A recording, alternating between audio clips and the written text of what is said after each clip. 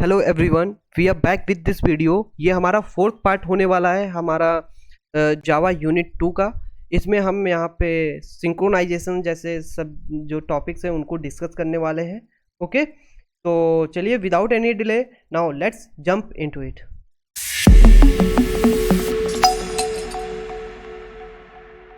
तो यहाँ पे देख सकते हो मेरा क्या है कि अब यहाँ पे मैं क्या कर सकता हूँ, दो रन मैथड जो है कंकरेंट रन करवाना चाहता हूँ। जो ये दो मैथड है, हम यहाँ पे क्या करना चाहता हूँ, एक से सम कराना चाहता हूँ। एरे की जो वैल्यूज है, जो एरे की वैल्यूज होंगी उनको मैं सम कराऊंगा, और दूसरे के साथ में दूसरा जो थ्रेड होगा उससे मैं क्या कराऊंगा, जो एरे में वैल्यूज है उसमें से इवन कौन सी वैल्यूज है और ऑड कौन सी वैल्यूज है वो मुझे यहाँ पे फाइंड करनी है। ठीक है, तो ये मेरा मेथड यहाँ पे करने वाला है। तो चलिए यहाँ पे देखते हैं। सबसे पहले मैंने क्या किया, सम करने के लिए एक थ्रेड क्रिएट कर ली, जो कि ये कौन सी थ्रेड होगी, ये थ्रेड क्या करेगी, सम कर रही होगी। ठीक है, और एक और मुझे थ्रेड बनानी है, वो कौन सी थ्रेड होगी, वो इवन और ऑड को फाइंड आउट करेगी। तो देखो मैंने क्या किया, यहाँ पे नंबर्स ले लिए, जो नंबर्स होंगे, ठीक है, यहाँ पे देख सकते हो जो ये नंबर्स है। अब ये नंबर्स के अंदर कौन सी वैल्यू आएगी, देखो मैंने सम थ्रेड कर दिया। सम थ्रेड के अंदर यहाँ पे नंबर्स ले रहा हूँ, मतलब एरे ले रहा हूँ, एरे को नंबर्स इक्वल टू नंबर्स ले लिया, मतलब यहाँ पे कंस्ट्रक्टर के थ्रू मैंने क्या किया, सेट कर दिया ये नंबर्स में वैल्यूज। ठीक है, अब ये वैल्यूज मिल गई। अब मैं क्या करूंगा, फॉर लूप तो आपको पता ही होगा, ये वाला फॉर लूप मैंने बताया नहीं है। तो ये वाला फॉर लूप आपको ये कहता है इटरेटर फॉर लूप होता है। ये हर एक वैल्यू को लेगा, किसमें से, नंबर्स में से। ठीक है, नंबर्स में से ले लेगा, और ये क्या करेगा, नंबर्स में से लेने के बाद में देखो हर एक वैल्यू कहाँ, सिंगल वैल्यू नम में होगी। तो ये क्या करेगा, जिनको पाइथन आती होगी वो बहुत अच्छे से इस वाले लूप को समझ सकते हैं। सम प्लस इक्वल टू क्या हो जाएगा, नम। तो हर एक वैल्यू जो होती है यहाँ पे सम हो जाएगा, तो टोटल कैलकुलेट करके यहाँ पे सिंपल क्या करेगा, सम कर देगा। तो यहाँ पे ये जो रन है ये क्या है, ये ओवरराइड मेथड है। ये मैंने क्या किया है, ओवरराइड किया है। क्या किया है, ओवरराइड किया है मेथड को। ठीक है, और ये जो मेथड है ये क्या करेगा, सम कैलकुलेट करेगा, उसको यहाँ पे प्रिंट कर देगा। तो ये हमारी थ्रेड कुछ इस टाइप से यहाँ पे काम करने वाली है, समझ में आया। और वहीं पे देख सकते हो दूसरी थ्रेड है, ये क्या करता है, ये इवन और ऑड को फाइंड करेगी। ठीक है, तो यहाँ पे देखो नंबर्स मिल गए। अब यहाँ पे जो नंबर्स मिल गए, तो यहाँ पे देख सकते हो वो नंबर्स को मैंने क्या किया, नंबर्स जो है उनको क्या किया, कंस्ट्रक्टर से मैंने सेट कर लिया। यहाँ पे मैंने एरे बनाया था, तो मुझे जो एरे मिलेगा वहां से दिया जाएगा, उसको मैंने यहाँ पे कंस्ट्रक्टर से सेट कर लिया।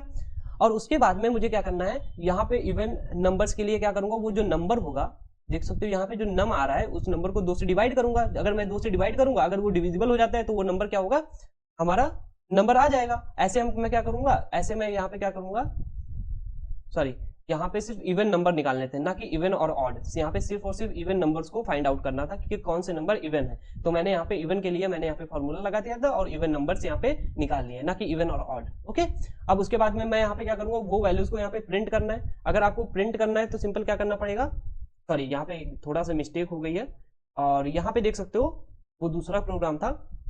तो यहाँ पे अभी तक मैं क्या किया हूँ, इवन थ्रेड बना लिया था। जो इवन थ्रेड क्या होगा, वो इवन नंबर फाइंड करके देगा, और सम थ्रेड क्या करेगा, जो सम थ्रेड होगा वो सम कैलकुलेट करके देगा। तो मेरे पास देख सकते हो ये एरे है, तो यहाँ पे मैंने सम थ्रेड एक ऑब्जेक्ट बनाया जिसके अंदर सम थ्रेड है, और यहाँ पे मैंने क्या किया, सम थ्रेड के अंदर एरे पास कर दिया। अब ये एरे जो मैंने पास कर दिया है वो कहाँ पे जाएगा, वो हमारा यहाँ पे देख सकते हो इस कंस्ट्रक्टर के पास में जाएगा। एज यू कैन सी इस कंस्ट्रक्टर के पास गया, यहाँ से वैल्यू सेट कर दिया, वैल्यू को यहाँ पे सेट कर दिया। देन यहाँ पे देख सकते हो क्या काम होने वाला है वो मैं यहाँ पे दिखा देता हूँ। तो ये सम थ्रेड क्या होगा, जैसे यहाँ पे स्टार्ट होगी देन ये क्या करेगा, रन मेथड को कॉल करेगा। यहाँ पे आपको पता होगा कि ये रन मेथड को यहाँ पे कॉल करने वाला है, जो कि आपको ऑलरेडी पता है।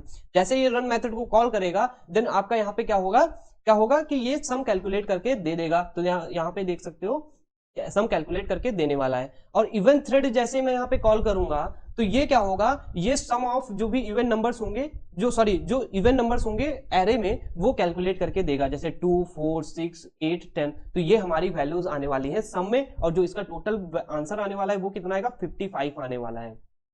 तो यहाँ पे देखो मैंने पहले सम थ्रेड को कॉल किया, फिर इवन थ्रेड को कॉल किया, लेकिन यहाँ पे देख सकते हो आंसर क्या आया, पहले इवन थ्रेड आया और यहाँ पे सम ऑफ थ्रेड आया, सम ऑफ नंबर्स आया। तो जरूरी नहीं है कि आपने पहले सम को कॉल किया है तो सम का ही आंसर आएगा, लेकिन जब आप थ्रेड का यूज नहीं करते तो वो क्या होता है, लीनियर जो पहले लिखा है वो पहले रन होगा, जो बाद में लिखा है वो बाद में रन होगा। बट थ्रेड के केस में ऐसा नहीं होता है। सपोज एक बार रन करेंगे हो सकता है ये ऊपर आए, और जब दूसरी बार रन करें हो सकता है ये ऊपर आए। तो मैं इस कोड को थोड़ा सा क्या करूंगा, कॉपी कर करके आपको क्या करूंगा, VS कोड में जाकर के इसका थोड़ा सा प्रैक्टिकल करवा देता हूं, so that you can easily understand यहाँ पे कि कैसे यहाँ पे काम हो रहा है। ओके, तो यहाँ पे देख सकते हो मैं यहाँ पे क्या करूंगा, इसको कॉपी कर लिया हूँ। अब इसको कॉपी करने के बाद में आपको सिंपल क्या करना है, यहाँ पे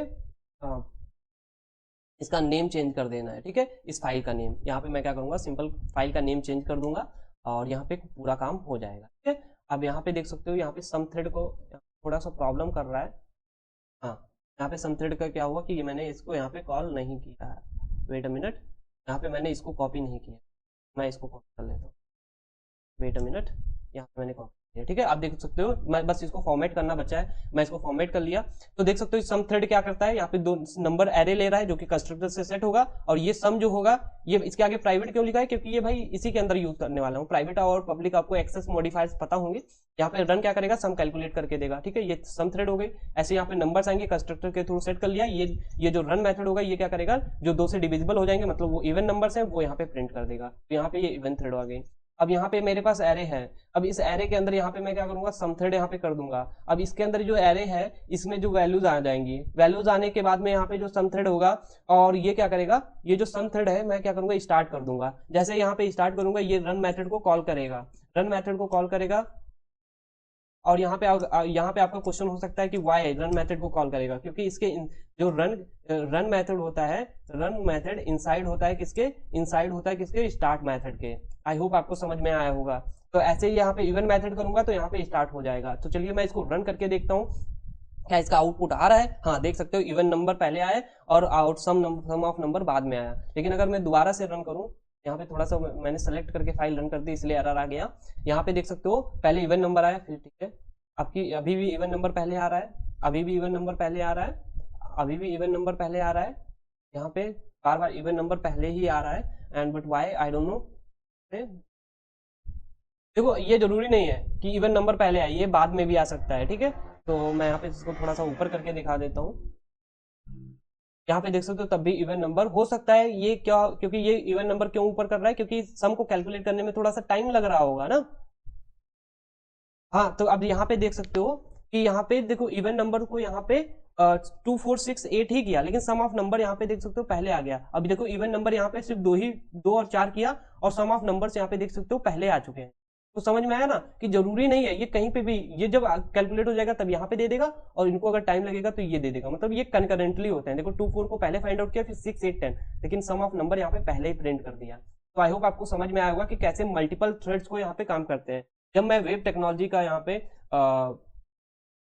पे जब मैं दे रहा था, एग्जाम दे रहा था, तो वहां पे इस क्वेश्चन को पूछा गया था कि कैसे आप दो कंकरेंट आप थ्रेड्स को कैसे आप यहाँ पे रन कर सकते हैं, जो कि सम निकाल रही हूँ एक एरे का, और इवन नंबर्स निकाल रही हूँ, ठीक है। तो इसको मैंने यहाँ पे बता दिया है। तो जब वेब टेक्नोलॉजी में पूछा गया था, तो इससे क्या है कि आप जब नेक्स्ट सेमेस्टर में आएंगे तो आपके लिए इजी हो जाएगा। और वहीं पे आपको यहाँ पे हो सकता है जो वेब टेक्नोलॉजी में पूछा गया है, तो इस टाइम पे भी यहाँ पे पूछा जाए, क्योंकि सेकेंड यूनिट में जो सबसे इंपॉर्टेंट टॉपिक है वो थ्रेड ही होने वाला है और एक्सेप्शन होने वाला है, ठीक है। तो चलिए यहाँ पे मैं आई होप आपको समझा पाया होगा कैसे यहाँ पे थ्रेड्स काम करती हैं। तो चलिए अब यहाँ पे सिंक्रोनाइजिंग थ्रेड्स की बात करता हूँ। तो ये क्या करता है, इंश्योर करता है only one thread access a shared resources at a time. ये क्या करता है, जैसे आपके पास कोई रिसोर्सेज हैं, अब उस रिसोर्सेज को क्या करेगा, ये क्या करेगा, एक टाइम पे सिर्फ एक रिसोर्सेज को एक्सेस कर पाए। जिसने भी ओएस को पढ़ा होगा वो बहुत अच्छे से इसको कनेक्ट कर पाएगा, and they will easy to understand, okay. और यहाँ पे प्रिवेंटिंग करता है रेस कंडीशंस को। और रेस कंडीशन मैं यहाँ पे बताने वाला नहीं हूँ, जिसको ओएस आ रही होगी वो समझ जाएगा, नहीं तो फिर मेरा यहाँ पे जो टॉपिक है मैं उससे भटक जाऊंगा। सो यहाँ पे marking a method as a synchronize allow one method, और ये क्या करता है, मार्क कर लेता है कि एक मेथड जो थ्रेड है काम कर रहा है, वो तब तक काम करता रहेगा जब तक वो एग्जीक्यूट नहीं हो जाता है eight a time for a given instance. वहीं पे each object has a intrinsic lock. यहाँ पे एक इंट्रिंसिक लॉक आपको पता होगा लॉक के बारे में, जो कि ओएस में है, आप इस टाइम पे पढ़ भी रहे होंगे तो आप अच्छे से समझ सकते हैं। A thread acquires this lock and when entering a synchronized method or block and making other thread wait। और यहाँ पे क्या करता है, अदर थ्रेड तब तक वेट करता रहता है जब तक वो एग्जीक्यूट नहीं हो जाता है। तो ये क्या होता है, बहुत जगह पे ऐसे crucial for the thread safe operation, यहाँ पे थ्रेड सेफ ऑपरेशन होते हैं, और प्रिवेंटिंग करता है inconsistency and error during the concurrent access. Error करता है ड्यूरिंग द कंकरेंट। सपोज मैं यहाँ पे आपको बताता हूँ कि सपोज आपको यहाँ पे क्या करना है, यहाँ पे एक स्टार प्रिंट करने हैं, ठीक है, कुछ इस टाइप से स्टार प्रिंट, ठीक है। और फिर उसके बाद में आपको हैश प्रिंट करना है। तो आप क्या करेंगे, आप अगर क्या करते हैं कि थ्रेड से रन करते हैं, इसको अलग प्रोसेस को रन करते हैं, इसको अलग करते हैं, क्योंकि हम दोनों थ्रेड को क्या पैरेलल एग्जीक्यूट कराना चाहते हैं। तो हम क्या करेंगे जब रन करेंगे तो स्टार हो सकता है यहाँ पे आ जाए, फिर से यहाँ पे स्टार आ जाए, फिर उसके बाद हो सकता है हैज आ जाए, फिर हैज आ जाए, फिर हैज आ जाए। तो यहाँ पे कुछ फिक्स नहीं है। तो यहाँ पे जो हम पैटर्न बनाना चाहते हैं, क्या can be achieve this? No. क्यों नहीं अचीव कर पाएंगे? क्योंकि यहाँ पे ये सिंक्रोनाइज नहीं है। तो इसका मतलब क्या है कि अगर आप ये प्रिंट कर रहे हैं एक बार में, तो पहले ये प्रिंट करें फिर ये प्रिंट करें। तो here we required a synchronization. Okay, तो चलिए यहाँ पे मैं काम करता हूँ। यहाँ पे देख सकते हो मैं क्या कर रहा हूँ, पहले जो स्टार है उनको प्रिंट करने के लिए एक प्रिंटिंग नाम का क्लास बना लिया। ये क्या कर रहा है, वॉइड प्रिंट कर रहा है, और यहाँ पे एक कैरेक्टर लेगा जो आपको प्रिंट करना है, वो 10 कैरेक्टर इधर प्रिंट कर रहा होगा, और वहां पे हर एक कैरेक्टर को लेकर के मतलब कुछ इस टाइप का यहाँ पे थ्रेड बनाने वाला है। ठीक है, आपको समझ में आ जाएगा, मतलब 10 लाइन्स तक। ठीक है, और ये आप यहाँ पे पैटर्न समझ सकते हैं, और मैं यहाँ पे बताने वाला नहीं हूँ। ये जो पैटर्न है ये 10 लाइन्स तक जाएगा, और ये जो है हर एक जो लाइन में क्या होगा उतने ही स्टार प्रिंट, पहले वाले में पहला स्टार, दूसरे में दूसरा स्टार, तीसरे में तीसरा स्टार, ऐसे 10 स्टार तक प्रिंट करेगा अगर आप यहाँ पे कैरेक्टर स्टार पास कर। ठीक है, वहीं पे मैं यहाँ पे बताने वाला हूँ कि अब देखो यहाँ पे क्लास क्या बना दिया, प्रिंट थ्रेड। अब मैं यहाँ पे प्रिंट थ्रेड नाम से है, यहाँ पे थ्रेड बन रहा है। अब यहाँ पे प्रिंटिंग थ्रेड, यहाँ पे मैंने क्या किया, एक क्लास का ऑब्जेक्ट, यहाँ पे क्लास को डिफाइन कर लिया, ऑब्जेक्ट को डिफाइन किया। अब यहाँ पे क्या करेंगे, ch इसको तो ch कर लिया। अब यहाँ पे प्रिंटिंग थ्रेड, अब यहाँ पे इसका कंस्ट्रक्टर बना लिया, यहाँ पे प्रिंटिंग थ्रेड को पास कर रहा हूँ। ठीक है, क्लास को पास कर रहा हूँ, और यहाँ पे कैरेक्टर को पास कर रहा हूँ। ठीक है, अब यहाँ पे देख सकते हो दिस डॉट प्रिंटिंग, यहाँ पे एक प्रिंटिंग थ्रेड मिल जाएगा। ये जो प्रिंटिंग थ्रेड मिल जाएगा वो यहाँ पे सेट हो जाएगा, यहाँ पे ये सेट। ठीक है, अब मैं यहाँ पे क्या करूंगा, वॉइड रन, और यहाँ पे प्रिंटिंग डॉट प्रिंट और ch को, मतलब यहाँ से मैंने क्या किया, इस वाले को कॉल कर दिया, इस प्रिंट वाले मेथड को कॉल कर दिया। ठीक है, इस वाले मेथड को कॉल कर दिया, ये सिंपल क्या करेगा, प्रिंट करेगा।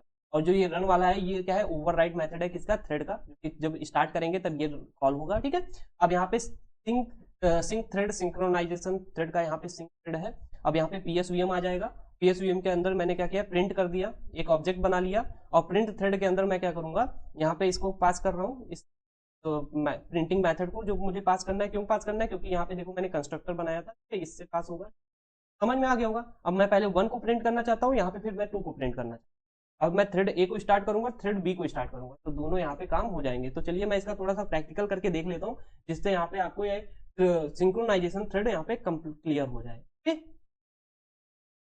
तो यहाँ पे मैंने क्या किया, इसको रन किया। अब सिंपल आपको क्या करना है, यहाँ पे इस फाइल का नेम चेंज कर देना है, जिससे आपको यहाँ पे आपको फाइल का नाम क्या लिखना है, प्रिंट थ्रेड। ठीक है, यहाँ पे क्लास का नाम प्रिंट है। ठीक है, अब मैं यहाँ पे क्या देखो, प्रिंटिंग मेथड तो आपको पता ही है, स्टार प्रिंट करने के लिए यूज किया गया। यहाँ पे मैंने क्या किया, क्लास बना ली, क्लास को यहाँ पे मैंने पास कर दिया, और ये क्लास किस लिए है, प्रिंट करने के लिए। ठीक है, और यहाँ पे वॉइड पब्लिक रन, ये वाला मेथड क्या करेगा, ये सिंपल इसको प्रिंट करेगा, प्रिंटिंग डॉट प्रिंट करेंगे जो कैरेक्टर होगा उसको। ठीक है, अब यहाँ पे देख सकते हो, और यहाँ पे प्रिंट थ्रेड नहीं, सिंक्रोनाइज थ्रेड जो है, सिंथ थ्रेड, ये हमारी फाइल का नेम रहने वाला है। यहाँ पे ये फाइल का नेम रहने वाला है। अब यहाँ पे देख सकते हो मैंने क्या किया, 2 थ्रेड को क्रिएट किया, जो कि एक 1 प्रिंट कर रही होगी, एक 2 प्रिंट कर रही है। ठीक है, और यहाँ पे मैंने प्रिंटिंग कर लिया। अगर आपको कोई भी मेथड को सिंक्रोनाइज बनाना है, क्या करना है, अगर कोई भी मेथड को सिंक्रोनाइज बनाना है तो उसके लिए आगे मुझे क्या करना पड़ता है, यहाँ पे सिंक्रोनाइज लिखना पड़ता है। लेकिन मैं विदाउट सिंक्रोनाइज के यहाँ पे पहले रन करना चाहूंगा। जब मैं यहाँ पे विदाउट सिंक्रोनाइज के रन किया तो देख सकते हो पहले कुछ 1 आए, फिर दूसरी बार में कुछ 2 आए, फिर 1 आए। मतलब क्या, जैसा हम पैटर्न चाहते थे, पहले 1 1 आए, फिर 2 2 आए। मैं थोड़ा सा इसको छोटा कर देता हूँ, 5 ही करता हूँ, देन आप अच्छे से समझ पाएंगे। तो यहाँ पे देख सकते हो, ये देखो इस टाइम पे तो देखो सही आ गए, जैसा मैं चाहता था वैसा पैटर्न आ गया। लेकिन जब मैं दोबारा रन करूंगा तो देख सकते हो अभी भी सही आ रहा है। फिर तीसरी बार जब रन करेंगे तब भी देख सकते हो, अब ये 2 वाला पहले आ गया, फिर ये 1 वाला नीचे आया, फिर देख सकते हो, फिर से यहाँ पे देख सकते हो वही अच्छे से आ रहा है पैटर्न। ठीक है, जब यहाँ पे मैं रन कर रहा हूँ पैटर्न अच्छे से आ रहा है, कोई दिक्कत नहीं है। देखो कहीं पे अभी मैं जब रन करते जाऊंगा तो कहीं पे ऐसी चीज आएगी जहाँ पे ये मिस्टेक करेगा। ठीक है, तो यहाँ पे देख सकते हो, ये देखो मिस्टेक यहाँ पे कर दी, समझ में आया ना। तो ये सिंक्रोनाइज नहीं है, मतलब जब एक को मिल जाए तो वो पहले रन हो फिर दोबारा रन हो। तो ऐसा इसको हटाने के लिए आपको क्या करना पड़ता है, यहाँ पे सिंक्रोनाइज का यूज करना। तो इससे क्या होगा, ये दोनों थ्रेड सिंक्रोनाइज हो जाएंगे। अगर एक को रिसोर्स मिल गया, ये प्रिंट मेथड मिल गया, तो पहले ये यूज करेगा जो थ्रेड यूज कर रहा होगा, उसके बाद ही नेक्स्ट थ्रेड को मिलेगा, जिससे क्या होगा, सिंक्रोनाइजेशन यहाँ पे बना रहेगा। सिंक्रोनाइजेशन का जो कॉन्सेप्ट है ओएस में बहुत अच्छे से पढ़ाया गया है। देखो यहाँ पे पहले सेकंड वाली थ्रेड को मिला, भले ही सेकंड थ्रेड क्या है नीचे है, लेकिन उसको रिसोर्स मिल गए, तो पहले सेकंड थ्रेड, मतलब सेकंड वाला थ्रेड यहाँ पे रिसोर्स कंप्लीट कर रहा है, फिर 1 कंप्लीट कर। अब यहाँ पे हमेशा सिंक्रोनाइज रहेगा। देख सकते हो अब की 1 को मिल गया तो पहले 1 प्रिंट हो गया, फिर 2, फिर से मैं दोबारा रन करता हूँ तो देख सकते हो अब की से 1 को मिला तो पहले 1 रन हो गया, फिर अभी भी 1 को मिला, अभी भी 1 को मिल रहा, मतलब जिसको पहले मिल जाएगा वो यहाँ पे रन हो जाएगा। तो आई होप आपको यहाँ पे सिंक्रोनाइज का मतलब पता होगा कि हम रिसोर्स को सिंक्रोनाइज कर देते हैं कि अगर कोई एक रिसोर्स यहाँ पे यूज कर रहा है तो वो वहां पे यूज करे, उसके बाद में ही यहाँ पे अगला काम करेगा। ओके, आई होप आपको यहाँ पे क्लैरिटी मिली होगी कि कैसे यहाँ पे सिंक्रोनाइज थ्रेड यहाँ पे काम करते हैं। ओके, तो चलिए अब हम यहाँ पे इंटर थ्रेड कम्युनिकेशन की बात करते हैं। तो inter thread communication in Java allows thread to coordinate and share the information they are working on the share task. जैसे यहाँ पे इंटरकनेक्टेड थ्रेड का मतलब क्या है कि यहाँ पे जो ये देख सकते हो जो प्रिंट वाला मेथड था ये क्या है, शेयर कर रहा था, मतलब ये क्या कर रहा था, रिसोर्स को शेयर कर रहा था ना। तो वहीं पे हम क्या कर सकते हैं, इंटरकनेक्टेड थ्रेड का यूज करते हैं। This is essential for the creating efficient and synchronize multi threaded application. यहाँ पे मल्टी थ्रेडेड एप्लीकेशन के लिए यूज करते हैं। यहाँ पे देखो वेट, वेट क्या करता है, cause the current thread to wait until another thread call notify, जब तक अनदर थ्रेड को नोटिफाई या नोटिफाई ऑल नहीं किया जाता on the same object and must be called on the synchronize context. ये सिंक्रोनाइज कॉन्टेक्स्ट के लिए बहुत ज्यादा इंपॉर्टेंट हो जाता है। तो नोटिफाई यहाँ पे कुछ मेथड्स हैं जो यूज किया जाते हैं, जैसे वेट, नोटिफाई, नोटिफाई ऑल, तो इनको आपको याद रखना है, ठीक है। यहाँ पे wakes up a single waited thread and waiting thread continue after और रिक्वायरिंग द लॉक। जब रीएक्वायरिंग द लॉक है उसके बाद में जब आप यहाँ पे कंटिन्यू करते हैं उसी को नोटिफाई के थ्रू हम क्या करते हैं, उसको वेकअप करवाते हैं। वहीं पे नोटिफाई ऑल क्या करता है, wait all the waiting thread, जितनी भी यहाँ पे वेटिंग कर रही है ऑल थ्रेड्स उनको वेकअप कराएगा और उसके साथ में यहाँ पे क्या करेगा, threads continue one eight a time after the requiring lock. और ये क्या करता है, ये थ्रेड्स को कंटिन्यू करता है one eight a time after requiring lock, ठीक है।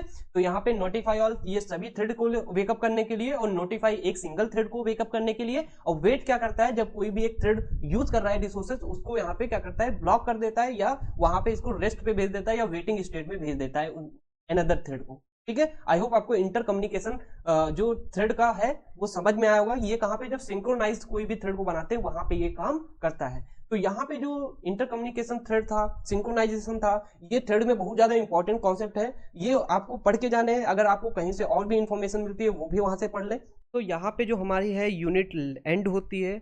आई होप आपको जितने भी कॉन्सेप्ट थे सेकेंड यूनिट के समझ में आए होंगे। अगर इसमें कोई प्रॉब्लम आती है देन आप टेलीग्राम के ग्रुप पे जा करके वहाँ पे आप मुझसे क्वेश्चन पूछ सकते हैं। और अगर आपको कोई एक पर्टिकुलर जैसे कोई प्रोग्राम थ्रेड और सिंक्रोनाइजेशन का नहीं समझ में आ रहा है देन आप मुझे कमेंट कर सकते हैं, मैं आपको ज़रूर बताऊँगा। ओके, और आपको अगर PDF चाहिए तो आप सिंपल क्या कर सकते हैं, आप DM करके देंगे मुझे जा करके टेलीग्राम पर, तो मैं ज़रूर आपको रिप्लाई करूँगा, ठीक है। Until then, keep happy, keep smiling, and stay tuned with our channel.